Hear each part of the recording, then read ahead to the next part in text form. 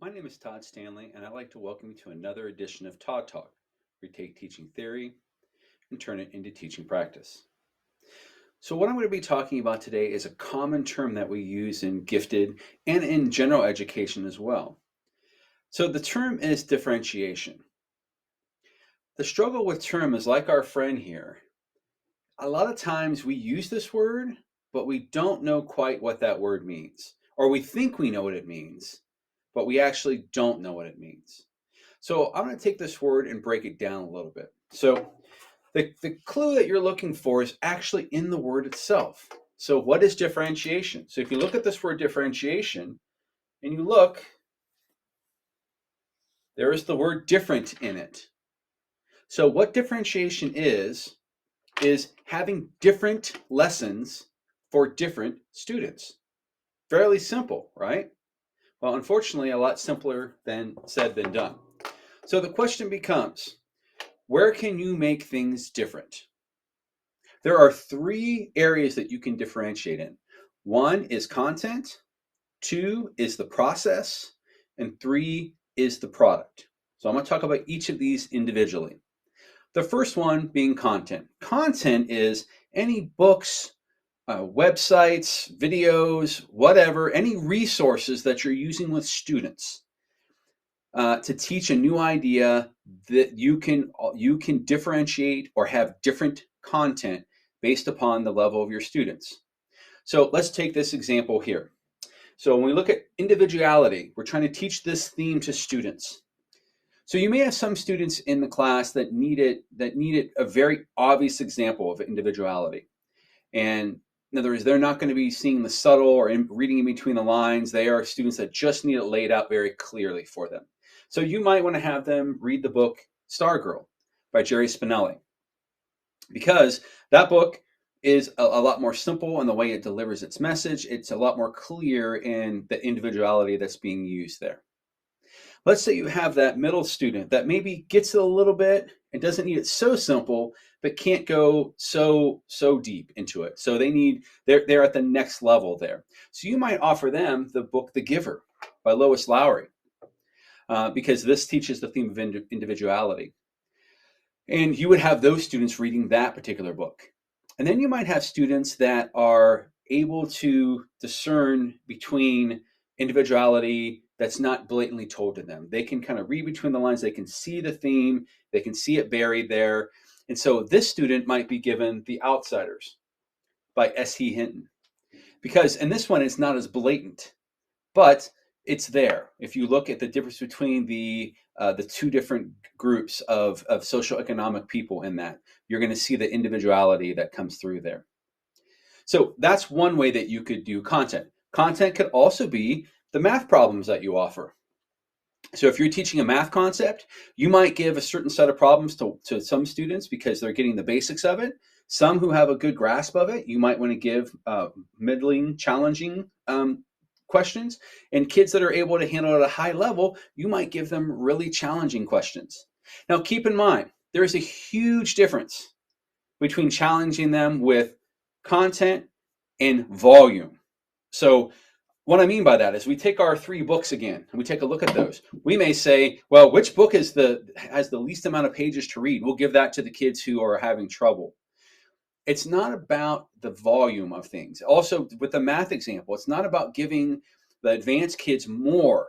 It's not like giving them 30 problems instead of 10 problems. If the problems are at the basic level, you can give them 100 problems. It's not going to help them any. It's not going to teach them any. So you need to so you give each group 10 problems, but they're 10 different problems. And that's where the differentiation comes in, is that you're offering, and how you determine this differentiation could be through pre-assessment, it could be through formative assessment, it could be conversations, it could be past performance. There's a lot of ways that you can determine this. And it's not to say that a gifted kid gets the most advanced all the time. You have to see that individual gifted student where they're at and what they can handle. And there might be students that are not gifted that can handle the most advanced level. And so you're going to give them the most advanced level. The second area is the process. Process is the instructional method and the learning activities that kids participate in. And so what this might look like in a classroom if you're altering the process is, let's take the skill of independent learning. So if you have students that are independent learners that can learn on their own without the teacher having to tell them to do that, then you might give them one project where they are doing just what you said, independently learning. They are looking up the research themselves. They're finding all the resources. They're discovering everything for themselves. Then you may have students that can't handle the independence, and so they need more help in understanding, and so they need a little more direct instruction. So why this group was over here working independently, you might work with this group over here, giving them some teacher-led instruction to walk them through what they're going to be doing. And then maybe that middle group is kind of a combination of the two. So you give maybe a little bit of independent instruction, or in a little direct instruction, and then you allow them a little bit of independence as well. So you give them the information and then you turn them loose and let them do the work. And so this is what the idea of process can be and how it can look different. And so again, it's a matter of knowing your kids and their abilities and what they're capable of as individuals, and then determining what is going to be the best method for them to learn this. One thing I want to be really clear about is what I'm not suggesting is I've given you this group, this group, this group, and I've divided it by middle, advanced, and on the other end. I am not suggesting that you put students in this group and these groups remain permanent. What I'm suggesting is that depending upon the kid and the activity that they're learning about and all of that, you're going to challenge them differently depending upon the kid. So let me give you the most professional example I can give you. So let's say that this represents student B. And student B, keep in mind, it doesn't have to be equal groups. So student B may be 20 of your students in your class of 30. And of these 20 students have shown that they get a basic understanding of the scientific principle of physical versus chemical change. And so you give them an activity where they're having to identify different situations and what is a physical change and what is a chemical change, and being able to explain why that is. So you're not giving them the answers, but they are trying to discern the answers for themselves because they've shown they get the basic principle of the difference between a physical versus chemical change. Then we have student A.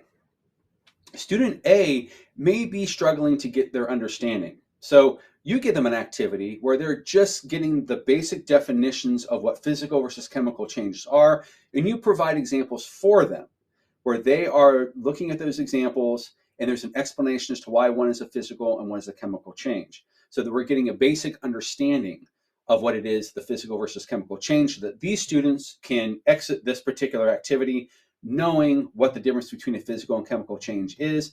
And because you've given them examples, they can cite those particular examples. And this may only be, let's say, 4 kids out of the remaining 10 who are who are this particular student, the student A. Then we have student C. Student C represents the other 6 students in your class. And through conversations you've had, through class discussion, through activities, through pre-assessments, however, you've determined that not only do they have a basic understanding of this, but they have a really clear understanding of this, and they can take it even further. So in this case, what you might do is you might say to them, I need you to create an experiment or come up with an experiment that shows the difference between physical versus chemical changes. And you can do this however you choose to do that. And so the students would take their understanding, which is at a higher level of physical and chemical changes, and develop their own experiments. And then they will run these experiments and demonstrate them for you as proof of mastery. And so the problem, of course, I think that you're probably seeing is like, oh my goodness, how can I do that? If I have 30 kids in my class, I can't be teaching 3 different lessons. You can. But this is what makes differentiation so difficult, is it is not easy to pull off. It's not easy to identify what kids should be doing what, and then what those activities are going to look like. But I will tell you this, as easy as it is to teach one lesson to the entire class and expect people who are on this level to rise up and people on this level to come down, that is not the best way to reach kids. That is not as what is best for kids. It is certainly not going to help this kid who's struggling to keep up. It's certainly not going to help this kid who can go at a higher level, and yet you're bringing them down. So we have to make sure that we are doing differentiation in the classroom on both ends of the spectrum. But what I'm talking about specifically is in gifted. So how, what that looks like in gifted, because a lot of times we think these students will be just fine doing the basic activities along with everyone else. But it would be like you understanding something. So let's say you know your numbers 1 through 10, and you come into kindergarten, and your teacher spends the next 3 weeks teaching the numbers 1 through 10. You already know them, and yet you have to sit there and go through the lessons and go through the activities and show your mastery of something that you could have shown them the very first day. So that's a colossal waste of their time. And so we want to make sure that we're teaching them the most efficiently way possible. The third thing that you can use is the idea of product. Product is what are students producing to show that they have learned what you wanted them to learn. So it's an end product. And so when you're looking at products here, you have to, again, look at not the volume, but you have to look at what's in the meat inside. So for example, what you don't want to do is you don't want to say, okay, the basic kids, you're going to write a 5-page paper. The middle kids, you're going to write a 10-page paper. And the advanced kids, you're going to write a 20-page paper. The amount of pages is not what really matters. It's not the volume that matters. It's the content that is within that product. So what can students show you what they learned? And so what you want to do is instead is maybe the prompt might be different depending upon the student. So if they're writing a paper and your prompt is a very surface level, basic understanding of what it is that you're learning about. And that's for the kid who's just getting it. For the kid who's in the middle, what this might look like is that you give them a question that starts out at a surface level but goes a little deeper. So it asks the basics and then asks them to apply what it is that they learn. So they're taking it a step further. And maybe for those advanced students or those gifted students, you're giving them a prompt where they're taking the basics that they already know and they're evaluating it or creating something new from it. And so you're not challenging the volume, you're challenging with the thought, the thinking that you're requiring of your students. And that's essentially the best way that you can differentiate with gifted students, is to challenge their thinking. There's a huge difference between rigor and hard. And I have another Todd talk that talks about these differences.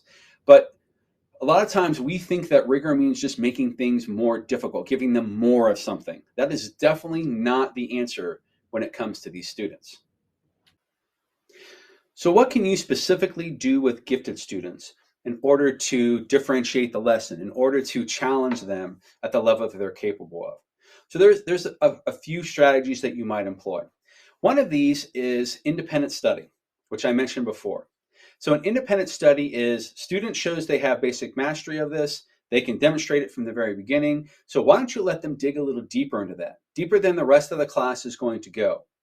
And so this might manifest itself in them doing an activity or creating something, or it could involve a lot of things. But ultimately what it involves is them digging deeper into this particular topic. So it doesn't mean that they're moving on to the next topic. But what it means is that they're digging a little bit deeper and getting a true understanding of what it is, not just the basics, but being able to manipulate that and being able to figure out how it manifests itself in the real world. And so these independent projects can be a good way for you to not have to be teaching these particular students all the time. You can give them the independent project and then let them work independently while you work with kids over here that might need more attention. And so this is just effective classroom management skills. And some people would say, well, it makes more work for it. It actually makes less work for you. It makes your class size smaller. Because if you take 10 kids over here working an independent project, and then you have them work independently, you're only focusing on these 20 kids. You just made your classroom size smaller, which is going to allow you to give more individual attention to particular students. A second thing that you might want to consider doing is giving students more choice. So this can come in the idea of product, which we talked about before. So One thing so you shouldn't have to come up with 10 different products that kids can work on. Sometimes we do choice boards and menu boards and we give kids all these choices. What if you just simply gave them a choice of anything? You said, look, I need you to demonstrate mastery of this. Now you choose what that's going to look like.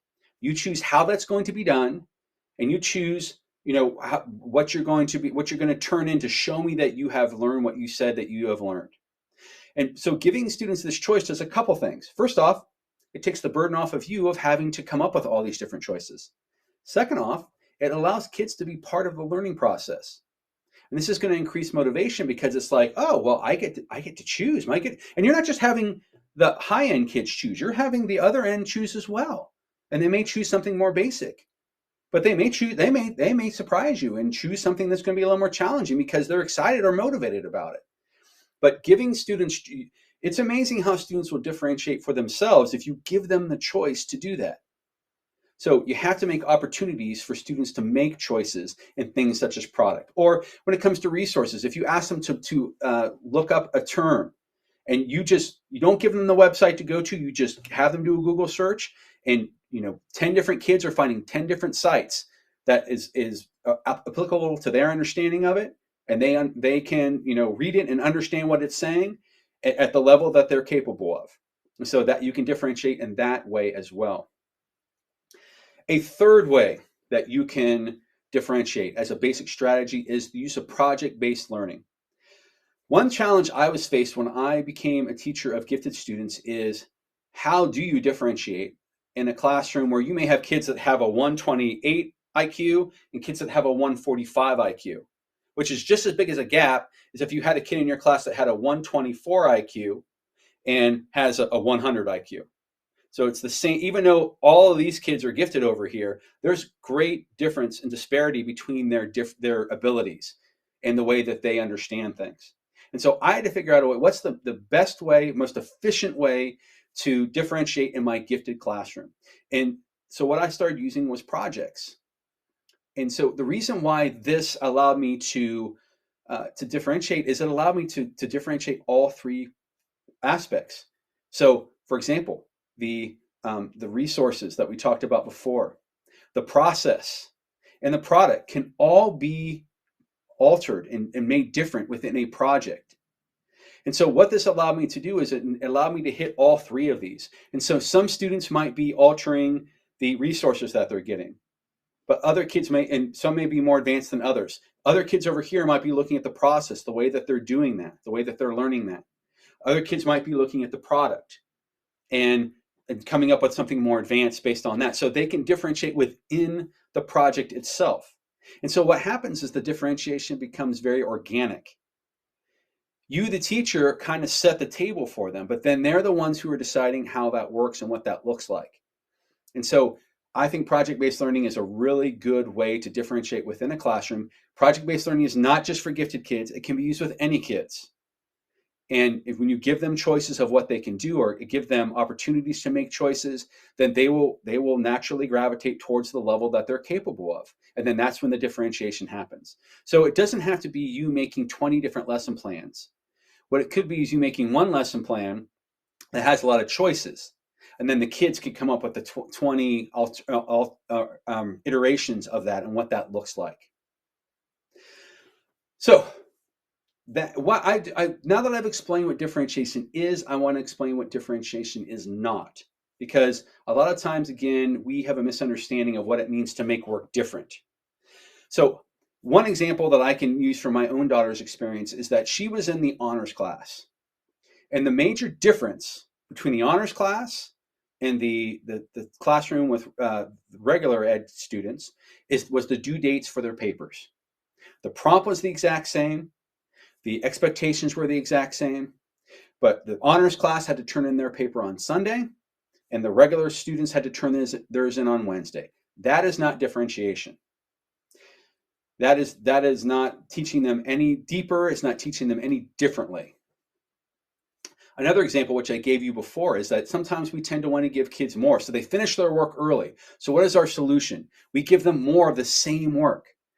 If you're going to give them additional work, that work needs to look different. It needs to go to the next step. It needs to go above what they were learning before. So if a kid whizzes through 10 math problems like that and is able to show you mastery of that, don't give them another 10 of the same problem. Maybe they're doing, double digit multiplication. Maybe you give them some triple digit multiplication to try to challenge them to think, to learn that and take it a step further. So it does need to be different. A lot of times how I see this in the classroom, it's really interesting. They have what are can do's and may do's. Because sometimes students will choose the challenge for themselves. So you say, this is absolutely what you have to do. And then here's what you may do, or if you so choose to do that. And again, then students are making the choice and they're pushing it to the next level. And if they try something and it doesn't work out for them or they're not capable of that, then they can simply just stop doing that because it's only a may do, it's not required. And so that's one way that it can show up in your classroom is the difference between a can do and a may do. So in a nutshell, that is differentiation. I want to stress the term differentiation being different is that we're giving these students a different education depending upon their abilities.